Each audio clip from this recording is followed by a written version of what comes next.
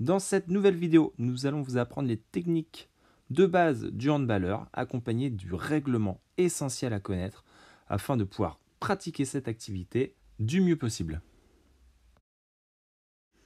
Voici ce que va pouvoir faire le porteur du ballon. Lors de la réception de la balle, le joueur a alors le droit de réaliser 3 pas.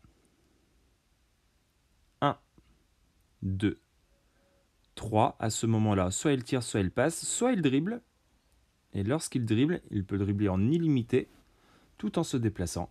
Une fois le dribble stoppé, il lui reste à nouveau 3 pas pour pouvoir soit tirer, soit passer son ballon à un partenaire. Petite astuce, si vous recevez la balle en l'air, le premier appui que vous posez vaut 0. Il vous reste ensuite 1, 2, 3 pas pour pouvoir vous décider. Au-delà de 3 pas, l'arbitre siffle marcher et rend la balle à l'adversaire. Une nouvelle faute connue du handball est la reprise de dribble. Lorsque vous vous mettez à dribbler, il est interdit, après avoir stoppé, de reprendre votre dribble. Si vous le faites, l'arbitre siffle faute, reprise de dribble et rend la balle à l'adversaire. De même, il vous est interdit de dribbler à 2 mains. De la même manière, l'arbitre siffle faute et vous signale reprise de dribble, balle à l'adversaire. Nouvelle règle très importante, la zone. La zone est ici représentée en rouge, sous cette forme de demi-cercle délimitée par une ligne blanche. Elle sépare le but du reste du terrain. Seul le gardien a le droit de se situer dans la zone. Les défenseurs et les attaquants n'ont pas le droit d'y entrer. Seule entorse à la règle lors d'un tir en extension. Si vous prenez votre impulsion avant la zone et que vous vous débarrassez du ballon en l'air, vous avez le droit de retomber dans la zone. Ici, le tir est valide. Dans ce cas de figure, le joueur mord la ligne, il est donc en zone. L'arbitre siffle zone, balle au gardien.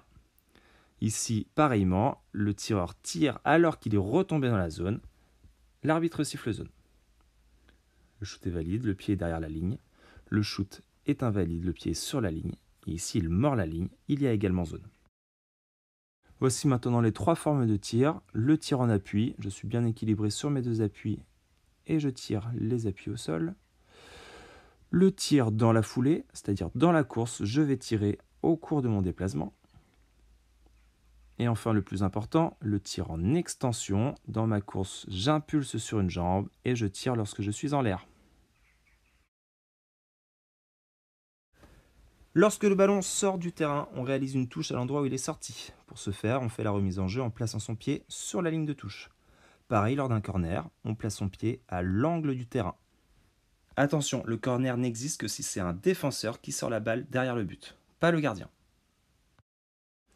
En cas de grosse faute sur le tireur, l'arbitre peut siffler penalty. Pour ce faire, le tireur se place derrière la ligne de jet de 7 mètres, son appui restant fixe derrière celle-ci.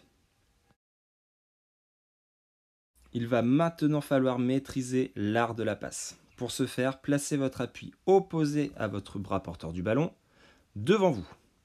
L'autre jambe sert à vous équilibrer légèrement sur le côté. Vous êtes de profil, le bras est loin derrière vous, vous faites la passe en rotation. Le bras libre sert à viser la personne à qui vous allez donner le ballon. Pour réceptionner le ballon, rien de plus simple, formez un cercle avec vos index et vos pouces devant vous. Le ballon arrive et vos mains vont épouser la forme de la balle. Voilà pour l'essentiel des règles du handball. Ça fait beaucoup de choses, n'hésitez surtout pas à regarder une nouvelle fois cette vidéo pour vous imprégner pleinement de ce règlement parfois un peu complexe. Une fois que vous aurez travaillé les passes, travaillé le dribble et que vous connaîtrez ces règles, tout ceci va s'automatiser et vous allez progresser très rapidement.